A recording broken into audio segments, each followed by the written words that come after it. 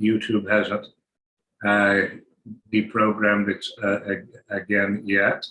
Let's see how long that lasts. Paul. Hi. Are we back on you? You're not at home, so are you still out in BC? Yes, and I rushed back just to be on the show here. I was at a huge protest in the against the invocation of the Emergency Measures Act and the abuse of protesters in Ottawa. There's just mass protests across the country at our slide into dictatorship. Well, tell us about it. We do want to hear. So are you in Vancouver or where are you? No, I'm in the interior British Columbia. A few miles from the U.S. border, on the Canadian side of the Okanagan Valley. Okay. Maybe 100 miles north of Spokane. Is there any protest in that small area that you're at? Oh yeah, a convoy started up in Salmon Arm, about 70 miles north of where I am, this morning, and they came all the way down the valley, picking up support as they arrived. And when we got right down to the border, I would say there were at least 1,000 vehicles. Now, this is a relatively low population area, and a couple of thousand people anyway. Party atmosphere, not hate-filled people with weapons or anything like that, but they're determined that we're going to try to get our freedoms back. And one of the terrible things that the government did this past week with this Emergency Measures Act, which is actually not passed Parliament yet, is that they're ordering banks to steal people's money. If you gave to, well, it's not quite clear what the threshold is, but if you financially supported the truckers' convoy, they'll freeze your bank account. In other words, steal your funds. And the banksters are in active collaboration with this. Well, is that going to exacerbate the situation, or are the people going to cave in? Oh, I think it's going to exacerbate the situation. Now people are really prepared to fight. I mean, and the injustice of this is gaining a lot of people's support. People who might have been on the fence, what they saw on TV or what they saw on the social media last night, an elderly woman on a walker is trampled by one of the mounted cavalry. Now, this was not a battle. It wasn't as though there was, people punching, swinging fists or clubs or anything. They simply moved the cavalry into the crowd. She got trampled. But now I have a little bit of a problem with that, because when I was looking at it last night, people were saying, "Oh, she's dead. It's going to make the situation not worth. Oh, she's dead. She was killed. She was trampled to death." And then I read today, said, "Oh, she just has a bruised shoulder." So fake news is coming from our side too, and that kind of we shouldn't do that. We should be above the fray on that. Well, I think the thing was, it was all happening in real time. You saw what happened to her, but the report I had was that she'd been taken to hospital. I know some people said she was dead, but no, I agree with you. We've got to stick to the facts. But she was injured. You've got to wonder what sort of a cop on a horse does that to an old lady. Come on. I mean, this is thuggery, And I know not all police are bad, but certain professions attract thugs. And well, now I kind of especially when you're all masked up. I watched that and I couldn't really tell. Did he do it deliberately? Well, that's a good question. But he, as they say, if you're driving a car, you can't say, well, I didn't really mean to run that person over. I just kind of wasn't paying attention. Hey, you're in command of that vehicle. He's in command of that beast. It wasn't the horse's fault. Okay. It's interesting because, I mean, at that woman's age, even an injury to her shoulder could be a very devastating event in her life. It could land her. Right, but the flip side is she'll have something to talk about at cocktail parties for the rest of her life. Well, I think the loss of our freedoms is entirely a matter for comedy. One of the more serious threats is this business of stealing people's bank accounts. And there's an effort to try to browbeat crowdfunding outfits. Now, that was easy enough with GoFundMe because they're leftist controlled. There's another one whose name slips my mind that they raised $8 million in like a week. They're trying to stop them from sending money to Canada, but they say, we're American-based, we don't take orders from you, which is good. One of the things that has caused the near apoplexy of the globalist elite in Ottawa is the success of the truckers' freedom convoy. Success in the sense that, and this wouldn't be the whole figure, but in less than a month, they raised at least $18 million. That may sound like small potatoes in the U.S., but that was more than all five federal parties spent in last September's federal election. This amount of money raised is mind-boggling. Well, they say it's foreign money. Yes, some money did come from the States, not from the CIA, God knows, not from the U.S. government, but from individuals. Well, there's other foreign money. It might be coming from Russia. I mean, they're spinning conspiracy theories that make some of the stuff we hear on our side almost reasonable. Yeah, but that's why the Russians are supporting the truckers and the Americans are supporting the truckers. Yeah, that makes a lot of sense. Well, are we seeing any sort of change in the mindset of the establishment, whether it is the elected officials or the police chiefs or the soldiers on the ground and the policemen on the ground? Are we seeing them coming over to our side? Individuals are, yes. And in terms of the overall demands for the demands of the truckers from the beginning was an end to the mandate. So no more forced masking, no more forced vaxxing, no more vax passports, and giving the jobs back to people who would not give in to the blackmail and were fired because of the vaccines. Now, a number of provincial premiers have basically surrendered this past week. They said, well, conditions have changed, and it varies a little bit from province to province, but in Alberta, Saskatchewan, Manitoba, Quebec, and Prince Edward Island, within the next few weeks, almost all of these mandates will be a thing of the past. The premiers have smelt the way the wind's blowing, and they don't want to battle. Not all, but that's my question. Like, politicians, they lick their finger and see which way the wind blows. And you said that they're capitulating. Are any of them being persuaded and are converting to our side, do you think? Or are they just doing this because they don't want to get in trouble with the next election? Probably the latter. What they're saying is, well, the conditions have changed. Cases are way down. Mortality is way down. And they're saying what we were saying a year ago. We're just going to have to live with COVID. And now that seems to be pretty much mainstream, which is what the truckers were saying. Look, we can't we can't cancel many of our basic rights because of the Wuhan flu. Yeah, it's a thing. Yeah, yes, individuals should take reasonable precautions, which will vary. Your precautions might be different from my precautions, and restore adult responsibility. We've got to be responsible for our own health. Shouldn't be giving you orders. You better wear a mask, or you better take a vaccine. It might indeed be right for you, but might not be. That's up to you. We probably should change the topic because I have the feeling that this is the sort of thing that got me suspended for a week, 2 weeks ago. Oh, no. I want to put forth a disclaimer. I'm not offering any medical advice or any criticism of the established science. I'm sure the trust fund kid, the word comes from God. Well, he actually doesn't believe in God, but some superior being to him, and it's passed on to us mere mortals. I wouldn't dare question such things. Well, I just want my freedom back. Superior being in this case could be Kali, right? Hindu goddess of death.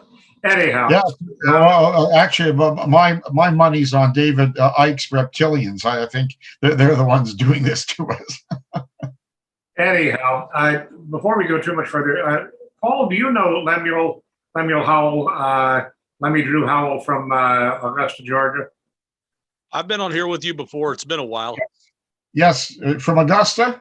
I am. Yes, I recall, yes. I've never seen him before. Who is he? He was here last night. That's a joke. I said that yesterday also. I know him very well. He's my best friend. I know him very well. Excellent. Well, that was a great segue from reptilians. Okay. Well, I know that Charles is. I live with reptilians, as you can see. Yeah. Well, no, you have that in the background. What is that? I see it in the past. What is that thing in the background?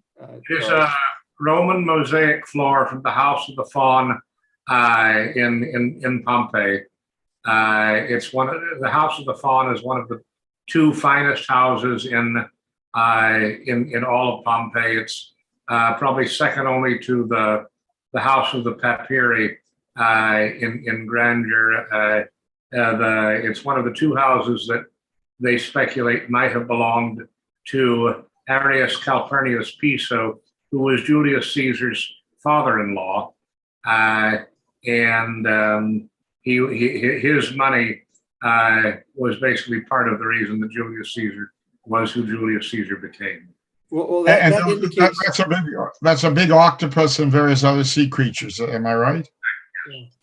Well, that's a big question to me. Is that I always thought Pompeii was just a little minor town that became famous because it was covered with lava and ash. But you're saying that there was leaders of the country were living there, so it was an important city. Malibu. If you can picture basically a Roman version of Malibu. I mean, that's actually why J. Paul Getty chose to build his villa in Malibu, because he felt it was analogous to Pompeii. Oh, I see. Well, now wasn't it all covered with lava? How come that survived? No lava at all. It was covered with volcanic ash. Basically, everyone who died in Pompeii was suffocated by volcanic ash, and to the degree that I understand the dynamics, it was extremely hot, but because it was ash, it cooled off very rapidly. And so basically it vaporized the bodies, but then it solidified around the bodies and the floor and everything. And that's why the preservation is so completely awesome. It didn't burn anything non-organic. Lava really would have wiped out this and pretty much everything else. And instead, Pompeii owes its tremendous preservation to this accident of being on the ash side of the eruption rather than the lava side. And it happened very fast too. Everyone died in less than in the entire city, less than half an hour. They believe, but it's because of the nature of the volcanic ash that you get these air holes that they're still excavating that perfectly contour people's bodies and even the clothes, even loaves of bread and other contents of food stores. It's amazing. But anyhow, totally off topic. And so, Paul, tell me a little bit. I think we can talk safely about the makeup of the crowds and their behavior. Let's not mention any words like that begin with V or V, because that would include both virus and vaccine. So let's just pretend those words don't exist. Well, demographically, the crowds are very interesting.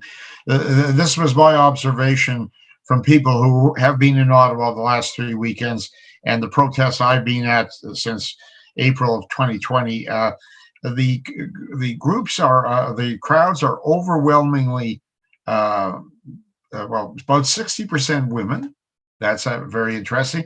And I would say about 70% young, as in maybe under 30. I mean, I'm bad on ages, but as a ballpark, the idea that this is just grumpy old white men just wouldn't be true. When I was at the protest today in Osoyoos, British Columbia, I saw a few Native Indians. They even had a Native Indian flag. One guy brought a drum and was beating on the drum. So there's some support from Native Indians and scattering support from non-whites. A few Sikhs were up in Ottawa doling out food. I've run into blacks, some Orientals, but they're very much a much smaller proportion. But these are people who also get the idea of freedom. It's overwhelmingly a white thing, and overwhelmingly young, and a lot of women, and this drives them nuts because these are the people that Justin Trudeau and his globalists despise. Trudeau rankled at the term old stock Canadians, which our former prime minister used in the election of 2015. Old stock, basically the European founding settler people. Let's not make we won't make a mystery of it. He detests old stock Canadians. Soon after he was elected in 2015, he went down to New York, gave an interview to the New York Times, I believe, and said that Canada was the first post-modern state, and we really had no culture. Well, many of us would disagree that we have no culture, but he's trying to replace the European founding settler people with mass third world immigration. He didn't begin that process. That's a long story, but it goes back to the 1980s, but it is accelerated under him. He just doesn't like us.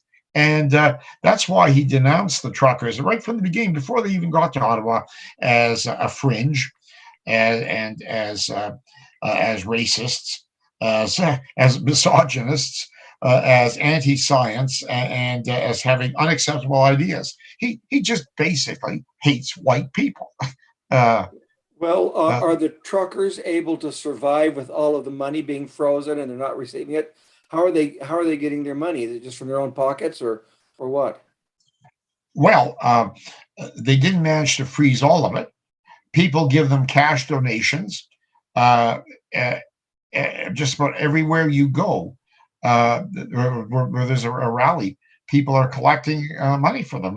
Past one fellow today at the protest in Osoyoos, he had a guitar and some sort of sound equipment. He was singing kind of popular and country and western songs, and he had a bucket. As he said, we're helping to fund one of our people who drove all the way to Ottawa.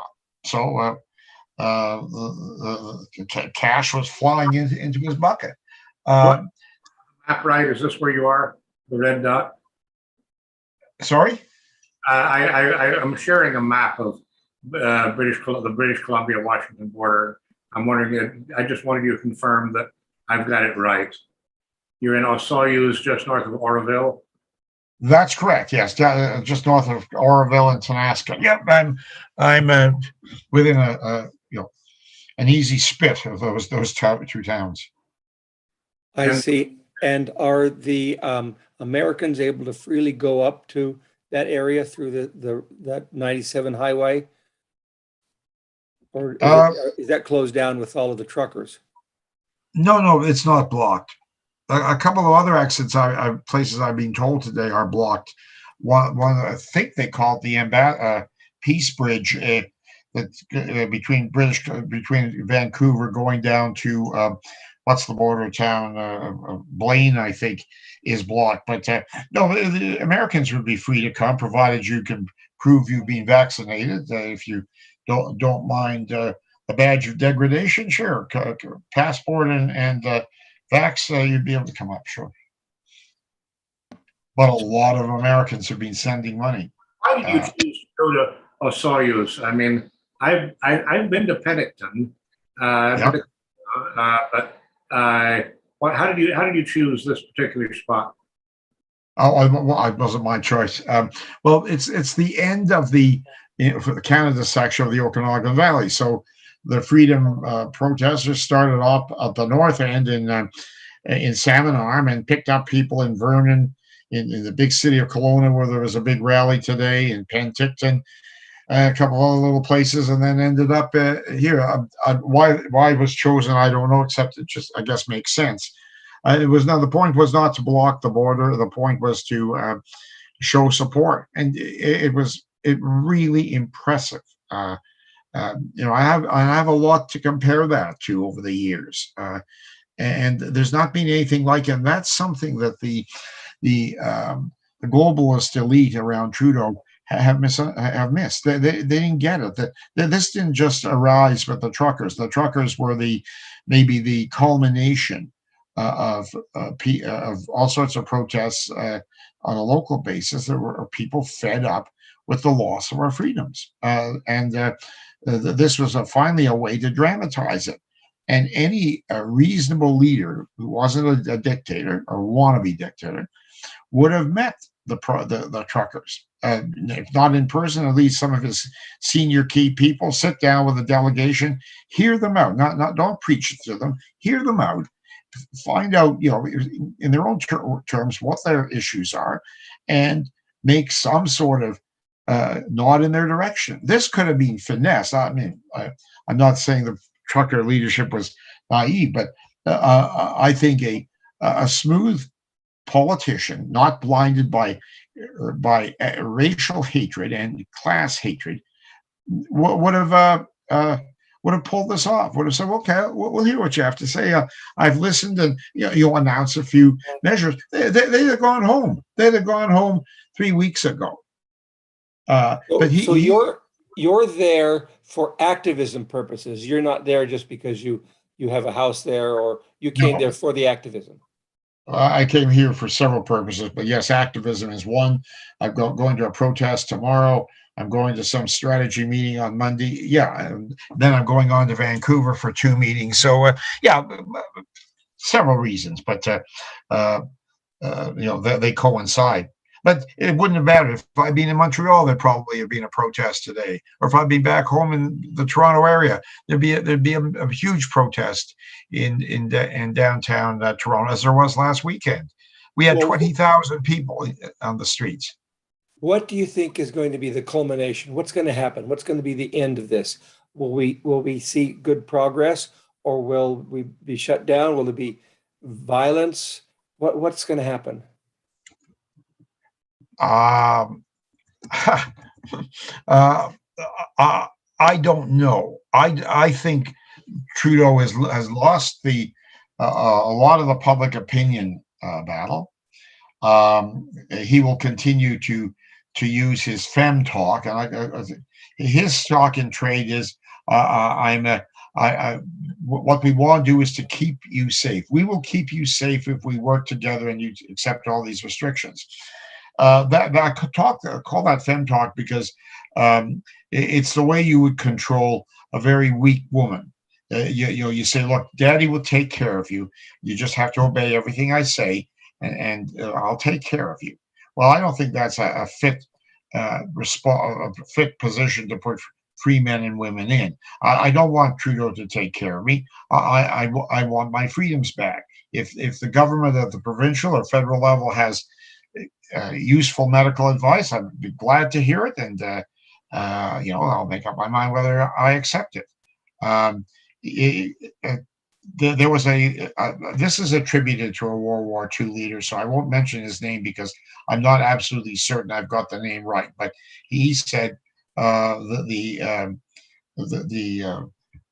masses are like a woman. Tell her you'll protect her, and she's yours. So they gave us the big old scare treatment, the fear porn, and a fair number of people fell for it initially. Okay, you'll keep us safe, but in fact, Trudeau, who I'm sure has done all the taken all the vaccinations, etc., says he came down with a mild version of COVID about 2 weeks ago. I say said because there's also the belief he was simply hiding out. But let's assume, take him at his word, that he came down with COVID. Well, wait a sec. Okay, I guess I'm getting into medical speculation, but I think you know where I'm going. Well, do you think it's possible that the Trudeau administration will topple? remotely possible, yes. It's a minority parliament. He would need three major opposition parties to vote against him. It's possible the Conservatives and the Separatists, the Bloc Québécois, probably would. The Socialist NDP, led by Turban Guy, this Jagmeet Singh, probably won't, but it depends.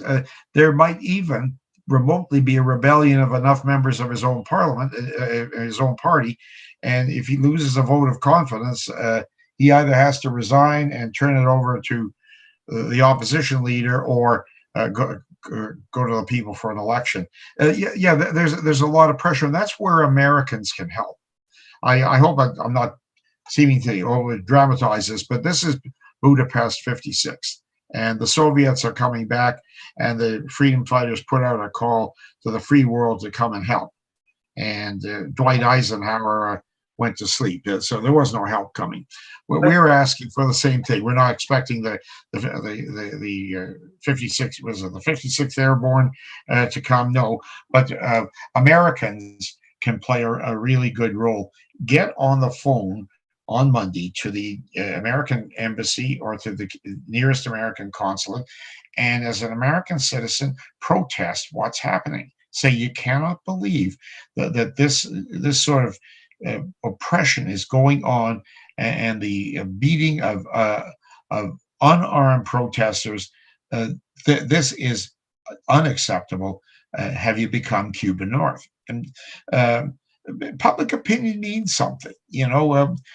Canada's always had a national inferiority complex, and we want to be known as nice. We want to be liked. Well, if angry Americans get on the blower and say you're not nice, that's an interesting point, because see, I watch all sorts of news, and I see all sorts of compilation sites that are kind of left-leaning, and they always make fun of Canada for being so nice, or they always praise Canada being so nice and polite.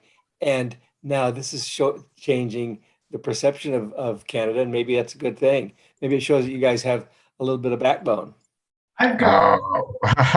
Well, some of the things I've seen are not nice in anybody's country. Canadians like to think of we have each other's back, the Prime Minister says. I'm not sure I want somebody having my back if he's got a knife in his hand. There was a hack of the what is it's that religious group that raised about $8 million. It's like a GoFundMe, but I know what you mean. I don't remember the name either. Okay, their site got hacked, and the names of donors, Americans and Canadians, were published. And now some of the psychos have gone after Canadians who've given. There was a fairly famous small chain of tea stores. Well, the wife of the original owner gave $250, and crazy started protesting in these tea shops, even though the original owner no longer owns it. There was a coffee shop in Ottawa where the woman owner gave, I think it was $800. Well, now people are coming in and threatening the staff and so on. The vax and mask fanatics are not nice people. They don't seem to embrace the philosophy of inclusion and diversity. Well, certainly not diversity of opinion. So we've seen a lot of things where Canadians have not behaved in a nice fashion. And I just read recently, maybe it was today or yesterday, that Muslim congresswoman from Minnesota came out and condemned the doxing of the people who contributed to the truckers. And that's good. And normally our political elite are very big on privacy, because privacy is a good old scamorama to hide information. Oh, sorry, I can't give you that information. Right to privacy. Well, your right to privacy as a donor is compromised by a hacker, which is criminal. But we've heard no official condemnation of that. They're actually using that as the database to go on a witch hunt. But I also read that the Salt Lake City Tribune reporter got a copy of that docs list, and he started calling the people in Utah, asking them, "Oh, we'd like to interview you about your contribution." And the backlash for what that reporter did was very strong in Utah. So a lot of people are concerned about the overreach of people taking this list and going after the people. So that also is a good sign, I think. There are also some prominent Americans, in addition to the former president and to Senator Ted Cruz, who've spoken out forcefully. For instance, this unusual, investor and industrialist, the man behind Tesla, Elon Musk, has been outspoken. And after Trudeau introduced the Emergency Measures Act this week, he said he was a Hitler. Wow, that really got people outraged up here. Frankly, but let me. What he said was, there's a picture of Trudeau and a picture of Hitler. He says Hitler was saying, "Don't call me, don't address me as you, don't confuse you and me. I had a plan," or something like that. So he was playing, or I had a budget. I guess he says, I had a budget. So I was shocked that Elon Musk would come out and say something like that. There's some heavy hitters that are doing some good things. There are, there's a great French term. I guess we can use somewhat salty language on the show, right? We can. I mean, somewhat, especially in French. Okay, there's a great French term, emmerder. Merde is shit. Emmerder is to cover yourself with shit, or roughly to disgrace yourself. I'd like American callers to get that across to Canadian authorities, that what the Trudeau regime is doing is covering our national government with dirt. Basically, you're disgracing yourselves. That message can be conveyed probably better by foreigners than by Canadians. And another guy who has done fantastic work is Tucker Carlson. I mean, he has hammered this issue night after night on his show, and this is having an effect because it's available all over the internet. I mean, if it weren't for the internet, this really would be a very grim situation. I'm curious about one thing, well, several things actually, but you mentioned that Parliament has not actually ratified this. Do you think there's possibly one of two strategies here? Does Parliament want to avoid responsibility, or is this part of a plan to transition into actual dictatorship? Well, that's a good question. I don't understand, frankly, how they're able to implement any of this because it hasn't yet been debated in Parliament. It hasn't yet passed Parliament. And what if it doesn't pass? I may be missing something in the act, but the police and Trudeau and that grasping Minister of Finance, Chrystia Freeland, have gone right ahead as if it's already the law. Do you think, I mean, is there any possibility that Trudeau is actually trying to discourage Parliament from acting so that he can set a precedent that in the brave new world of Canada, he does not have to ask for, he does not have to have parliamentary approval? I mean, some people claim he's Castro's son. Is there any possibility he's trying to become at least Castro's spiritual heir as a dictator? Yes, I think there is. And the rumor about being Castro's son originates from the uncanny similarity between photos of Castro in his 40s or early 50s when Pierre Trudeau, who might be Justin Trudeau's father, and his mother, who had a reputation for being a real skink, visited Cuba several times. So there's pictures of Castro in his 40s or early 50s where he looks very similar to the present day Justin Trudeau. his parent, his father? I don't know. Well, I mean, it's more interesting, really, from the standpoint of this conversation, to think about the possibility of seizure of power. I mean, it's so bizarre in a parliamentary democracy because technically the executive power of the government actually resides with the governor general, right? No, that he would. It's not quite the same. He would. The governor general has the same function as the head of state, but that's not like the American president, who really is the chief executive and has immense power. It would be like the president, perhaps, of Germany, is the head of state, but doesn't have a lot of power. The governor general, no, is not the chief executive. She's the Queen's representative who signs legislation, but is and has a few other powers, and that's what some of the protesters had hoped for, that she would declare the government non-functional and would set up some sort of a committee with her, the Senate, and representatives of the truckers. That was never going to happen for a whole bunch of reasons, but one of them being Mary Simon is half Eskimo. She's a long-time Ottawa hack. She's not going to do anything to upset her globalist sponsors and so on. It's just not going to happen. This raises interesting. I mean, that it sounds. I mean, this gets us back to our usual topic of race, and yes. This sounds like a joke.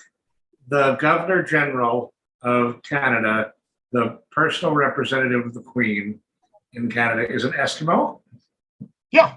Well, actually, you can start laughing.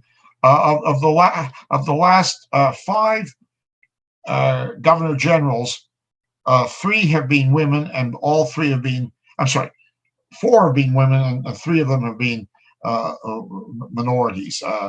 Back about 15 years ago, the governor general was a teleprompter reader named Adrienne Clarkson, who was Chinese. The next one was a Haitian refugee named Michaëlle Jean. She was also a teleprompter reader. That was her claim to fame. And then Harper appointed a man. He was reasonably good.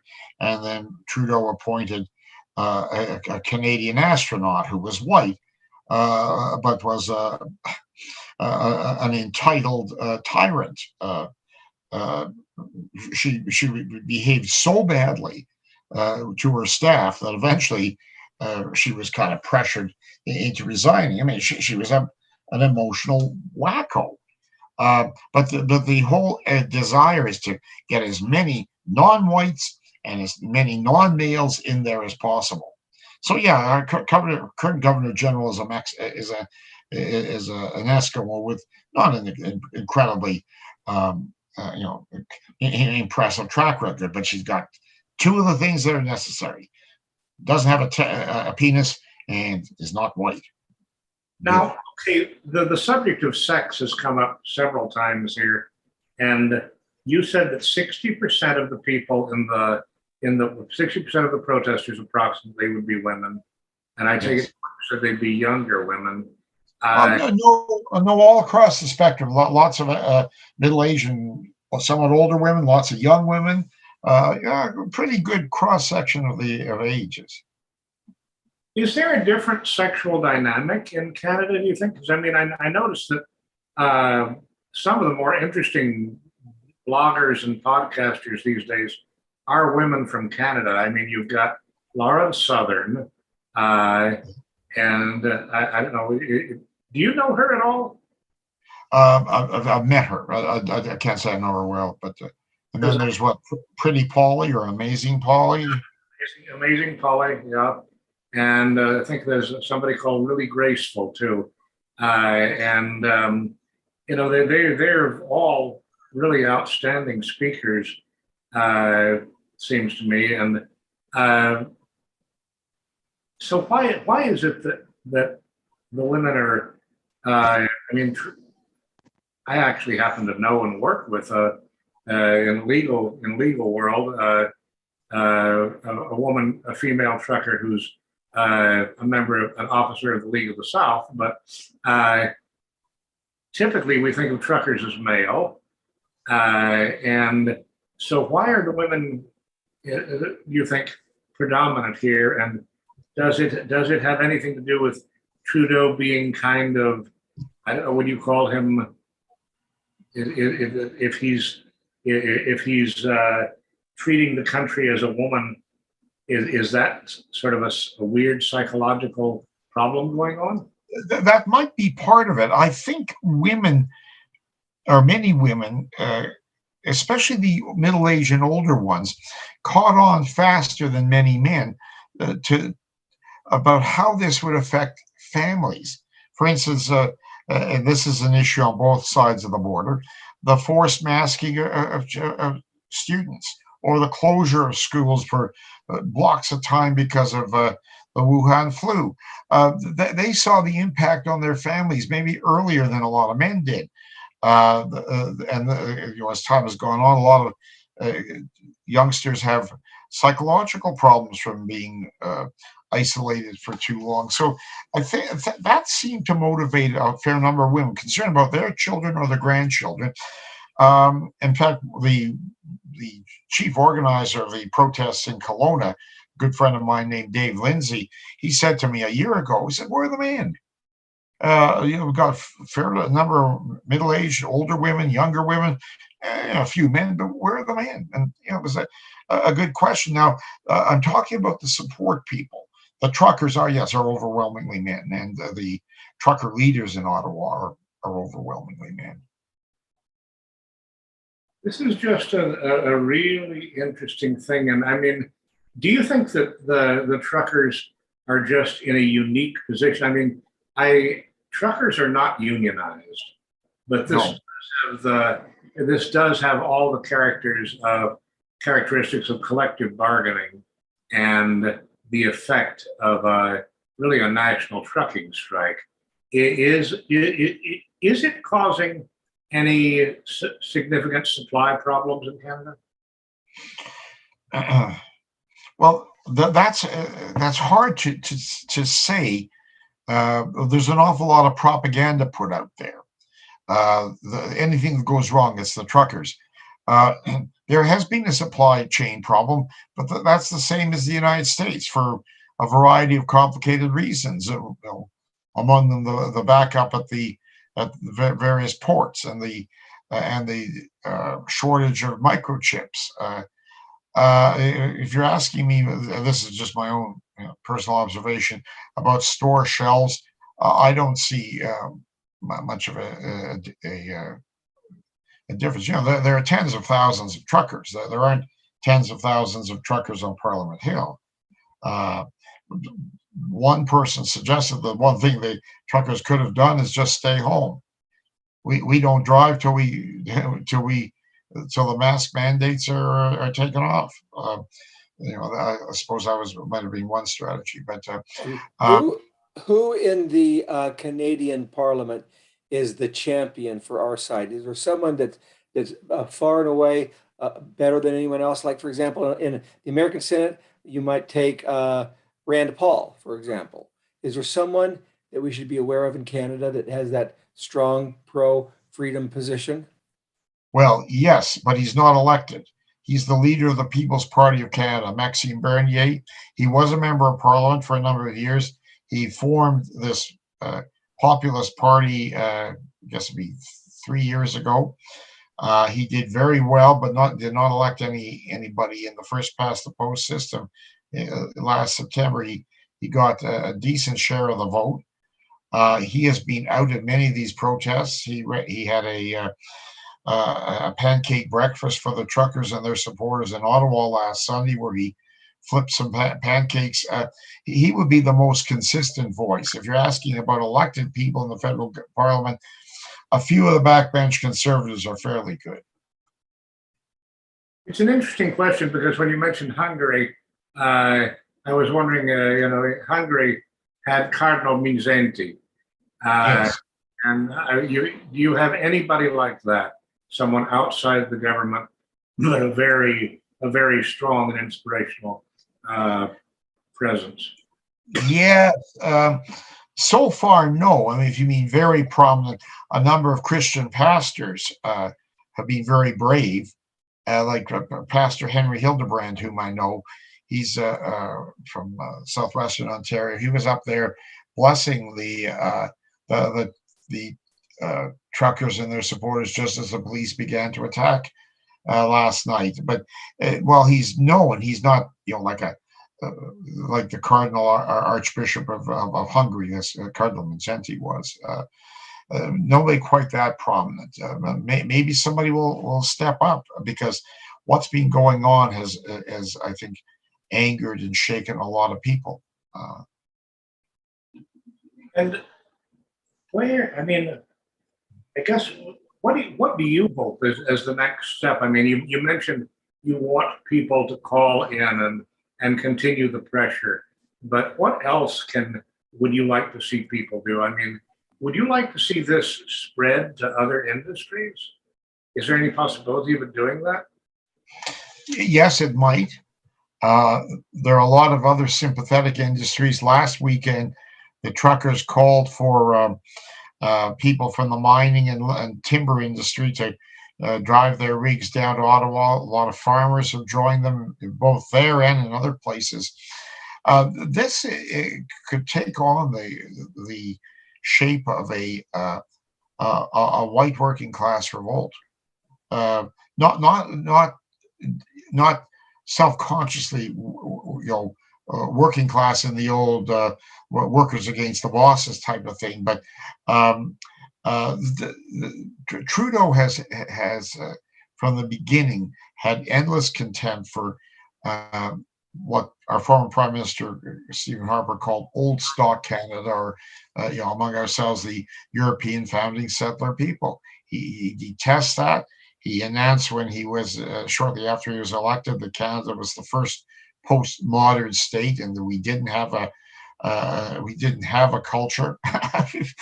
And he has been doing his level best to replace us with massive third world immigration. It didn't begin with Trudeau, but he has upped the numbers, even though we were in a very shaky financial situation, fairly high unemployment, and we're told our medical system is stressed.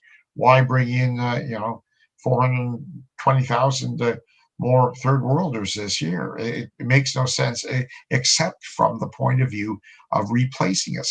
He doesn't like these people. He hates them, even though there certainly is non-white participation. I saw a couple of Native Indians at the protest today. There have been blacks and Orientals and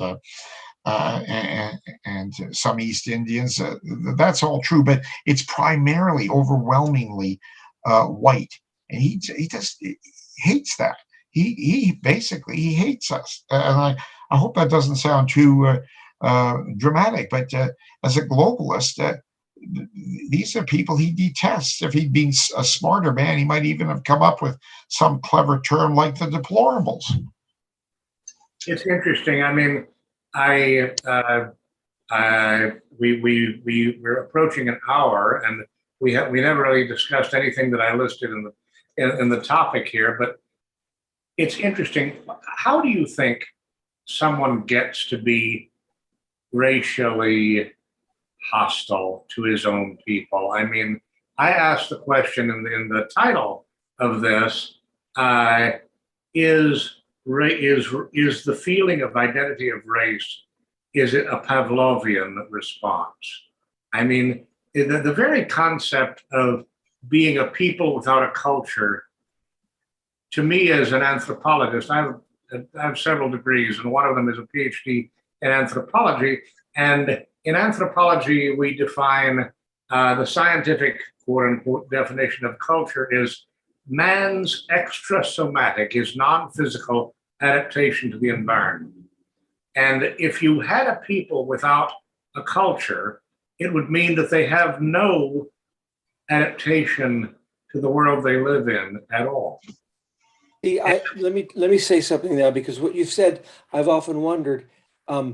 You say that he hates his his own people, the segment of his own people who are the truckers, and I'm thinking that goes so against human nature.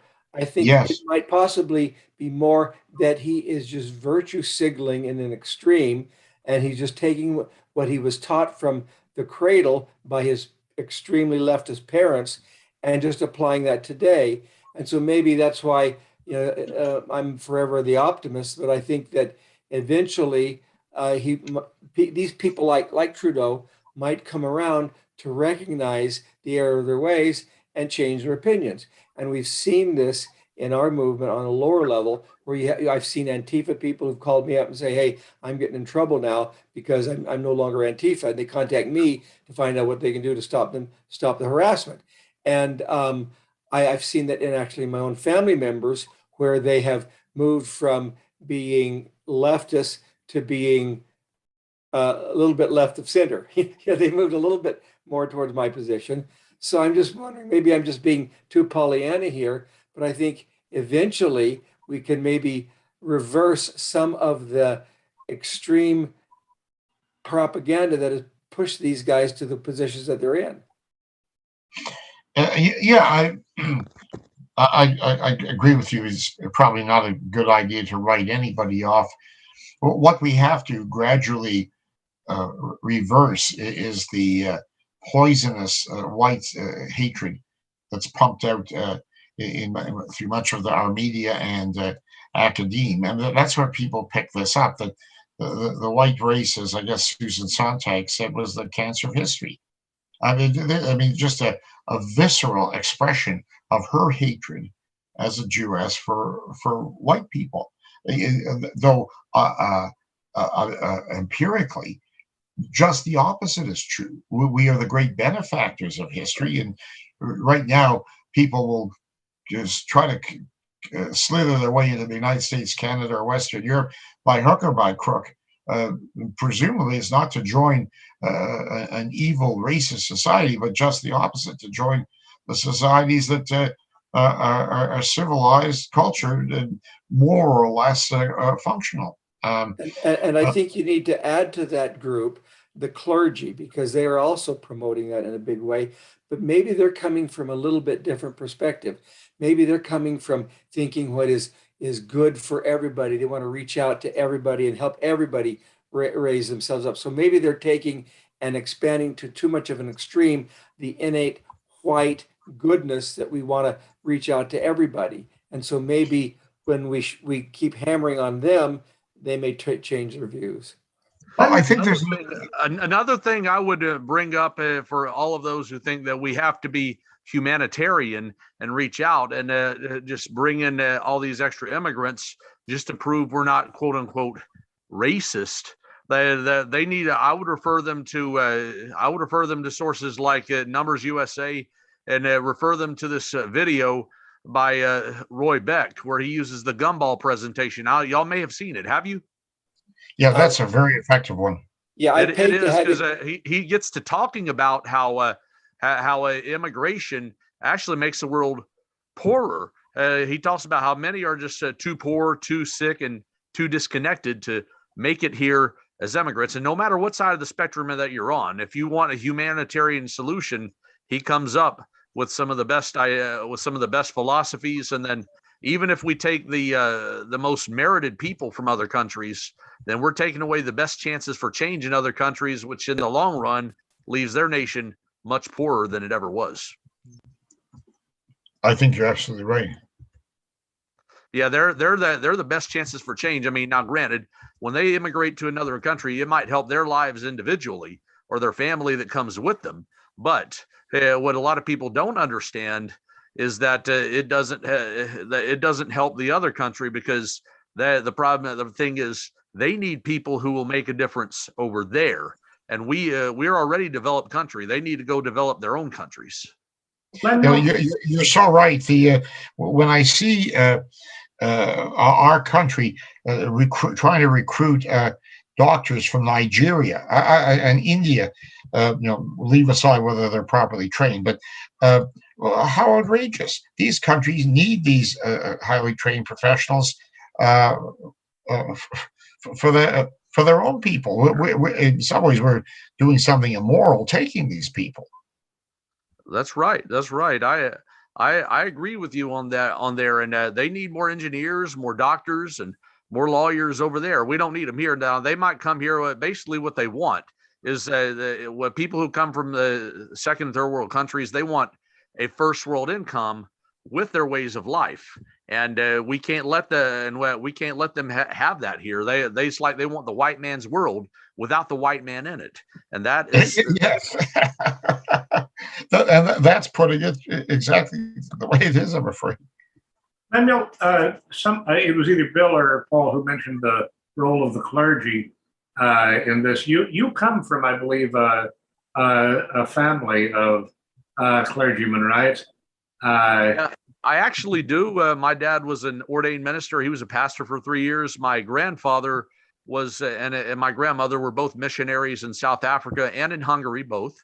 And Wow. also, my sister, right now, as we speak, is currently a missionary in Mexico.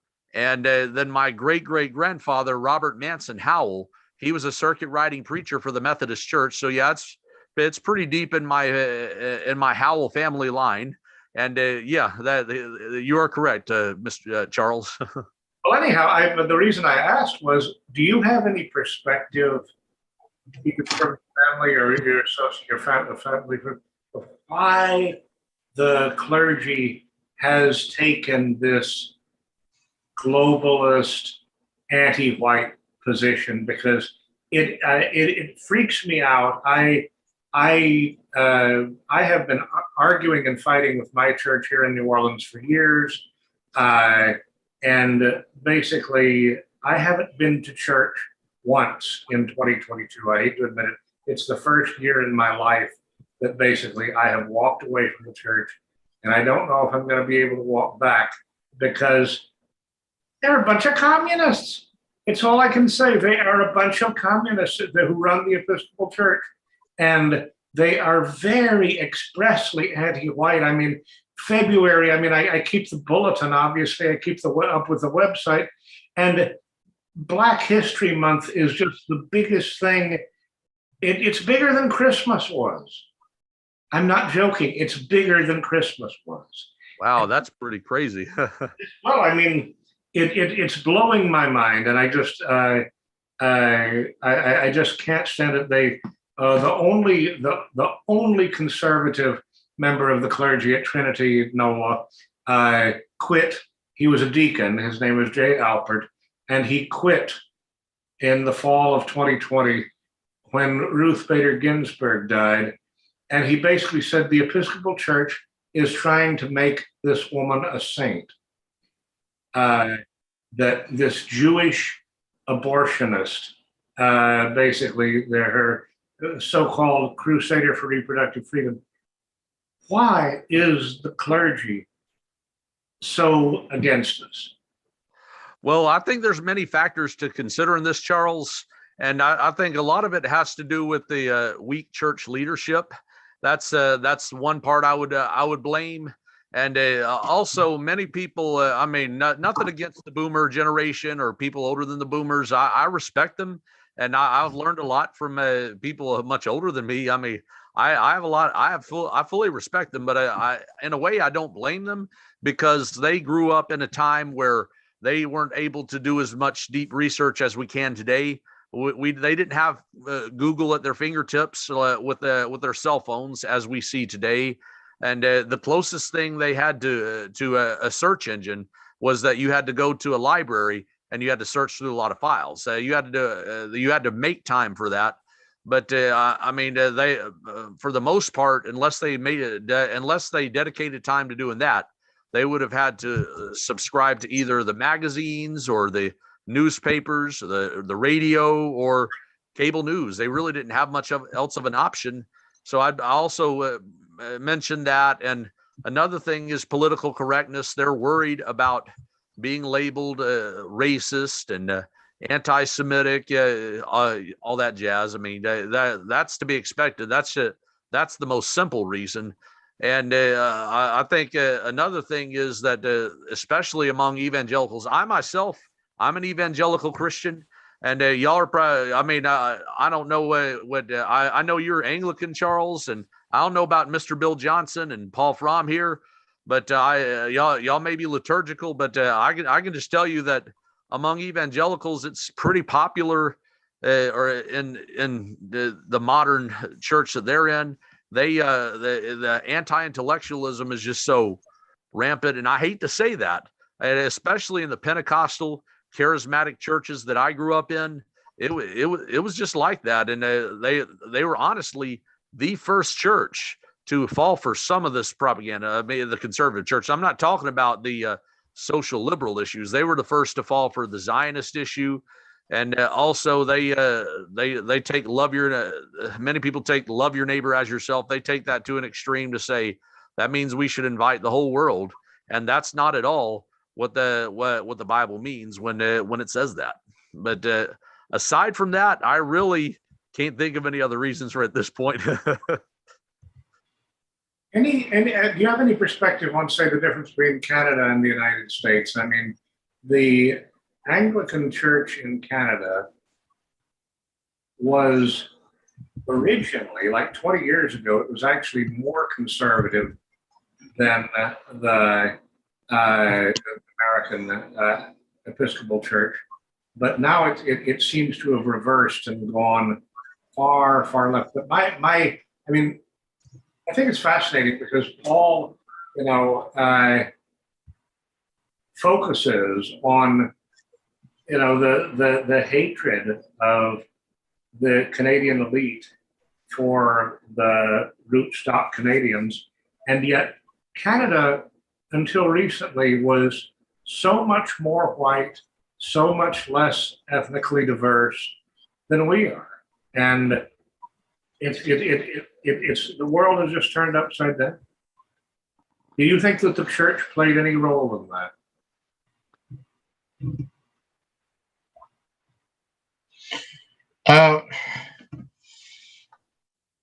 Yeah, the turnaround of the major mainline Christian churches is something that I've thought long and hard about, and I don't have a really firm conclusion, but they've been absolutely spiritually gutted.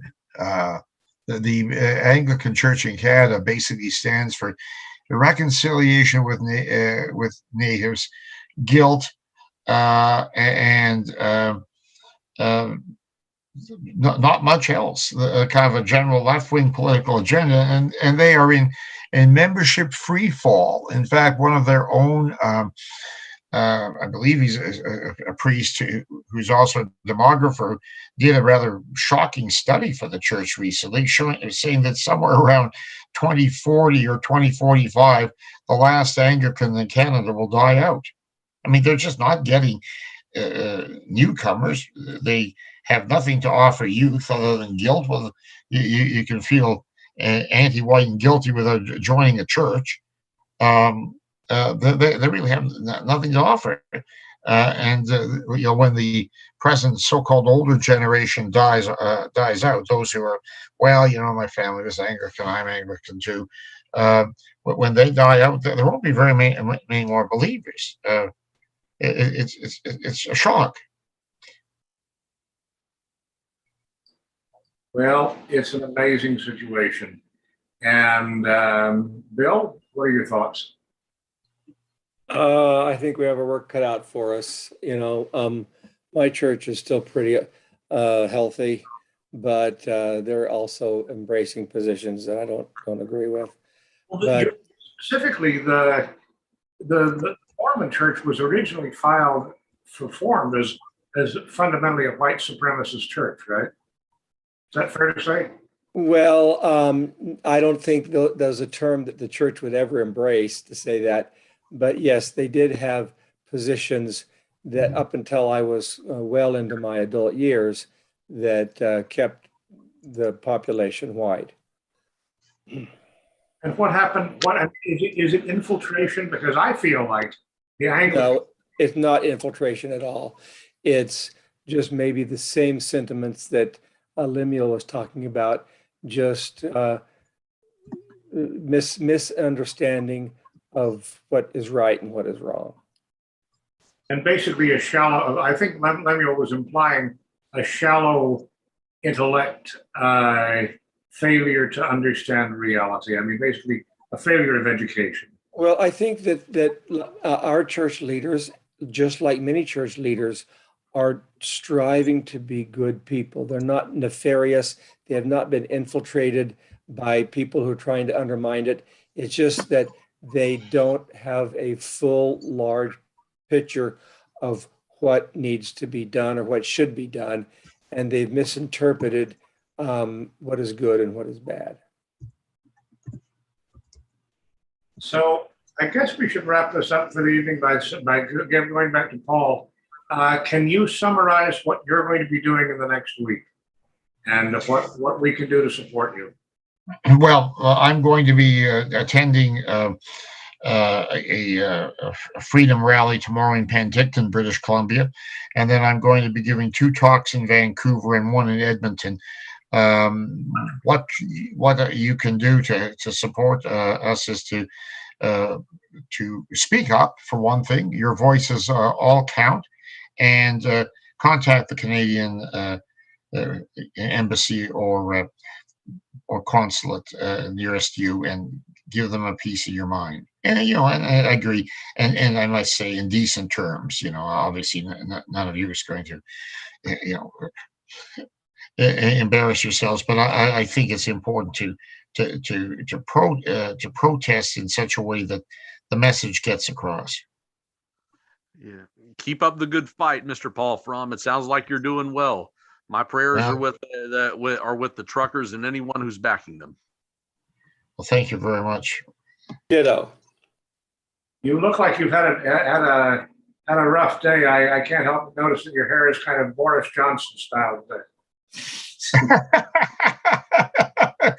It was windy out there, but it was nice. It was a lot of fun. Okay, thanks a lot, you guys. Okay. Hey, by the way, there's one more thing I've got to tell you. This may be our last time on YouTube. I'm trying to switch over to Odyssey and BitChute, and I'm just saying this more for the benefit of the audience than the participants, because I'm guessing. I'm going to make a prediction. I think Paul still crossed a line tonight. He mentioned the word vaccine and virus, and even, God forbid, he called it the Wuhan virus. And I totally disavow those words. I think that the Wuhan bats are all wonderful people. Well, I agree. I mean, I want to go to bat for the bats. Okay, I'm going to sign off, and I wish you all a happy Wuhan virus. Adios, amigo. So, Paul, what are you going to be doing tomorrow? Working. Do you want to do another show?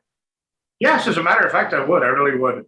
Because maybe that would give us a chance to transition to Odyssey and at least Odyssey and possibly BitChute tomorrow. So would you be able to do it, or would you want to do it later? What would you like to do? Could we do it at 8 o'clock your time? 8 o'clock my time, of course. I mean, that's 6 o'clock. 5 o'clock. We're Pacific time. Okay, I'm Central. I'll sign out, you guys, but y'all take care. Okay. Thank you for joining us again. Hey, no problem. It's good to see you all. Okay, so Paul, what are you saying? You want to do it at 6 o'clock Pacific, or 5 o'clock Pacific? 5 o'clock Pacific. So that's 7 o'clock your time. 7 o'clock my time. I'm on Central. I'm in Central time, New Orleans. Okay. Would that work for you? Yeah, I mean, unless you want to do. I mean, if you're going to be busy during the day, to make it a little bit later. No, that'll do. That'll work. Tomorrow, same time, same place. Then, okay. And would you send me the link? Of course. I mean, the link to tonight. Yes, I always do. Okay. I don't know if you got it, but I even sent you the one that was I sent you the Zoom recording of the one that was depublished from last week or 2 weeks ago. Actually. Yeah, thanks. Okay, I'll see you tomorrow. You look kind of tired. Get some rest. Thanks. Thank you, Paul. Good to see you. Well, another exciting day, and I'll see you all tomorrow. And we will try to broadcast both on YouTube and Odyssey. But if you don't find us here, either because we've been suspended again or because we've switched over to Odyssey, please join me on Odyssey. Look for Blut. I believe it's going to be under the label New-Orleans.LA. Good night, everybody.